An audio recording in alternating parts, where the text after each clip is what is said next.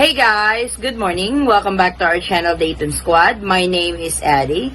So for today's video is the latest travel updates to the Philippines from September 8th until September the 30th. On this video, we are going to talk about the permitted travelers to the Philippines, quarantine and arrival protocols, travel ban and foreign tourists, quarantine status and travel cap, and of course, we will also include outbound travelers on who can travel outside the Philippines. So let's get started. So let's start with the quarantine status and travel cap to the Philippines. So unfortunately, there was some last minute changes because September 8th supposed to be the Manila area will start with General Community Quarantine or GCQ quarantine classification, but at the last minute, this has been changed again and put back to Modified Enhanced Community Quarantine or MECQ.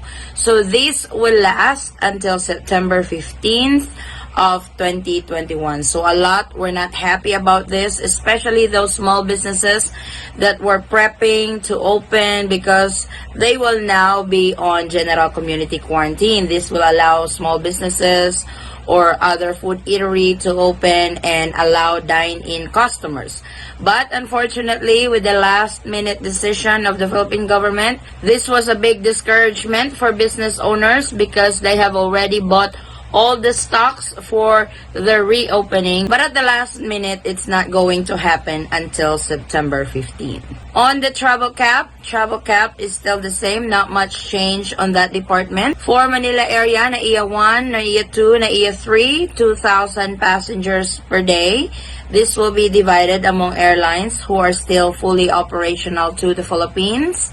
In Clark, it's 1,500 and in Cebu, it's 300 passengers per day. For permitted travelers to the Philippines, of course, Filipino citizens are allowed to enter, dual citizens, former Filipinos or balikbayan, and foreign nationals with appropriate visa to enter the Philippines. So for Filipino citizens, these are permanent resident of a particular country. If your foreign husband or children are traveling with you, they don't need to secure a 9A visa anymore. Make sure that you bring documents that is needed upon immigration process, which is your marriage certificate or birth certificate of the kids. And also for dual citizens, this applies as well. For foreign husband traveling with a dual citizen, you don't need to secure a visa. Still also applies to former Filipinos or balikbayans. If foreign spouses and children are traveling with a former Filipino or balikbayan, the balikbayan visa privileges will be applied to them and to you as well. So please take note of that because there are some who got confused with the new quarantine and arrival protocol imposed by the Philippine government with green, yellow, and red lists. So there was really no list for yellow and red. And balikbayan privileges program still applies to those who are permitted to enter the Philippines from September 8th until September the 30th. Foreign nationals who are traveling alone to the Philippines with 9A visa, 13A visa, and SRRV visa are permitted to enter the Philippines. Make sure to bring all the travel document requirements that you will need in able to enter the Philippines, and of course your valid and existing visa upon entry into the Philippines.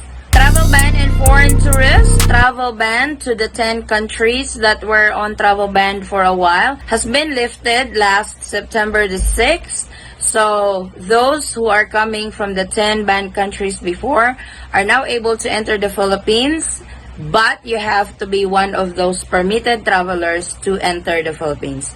Not because the travel ban has been lifted in these countries or in these 10 countries, anyone can enter already to the Philippines. It's not the case, unfortunately.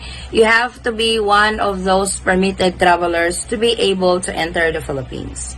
For foreign tourists, unfortunately, this is still suspended until further notice. So these are boyfriends, fiancés, and those foreigners who wants to come visit the Philippines for leisure travel.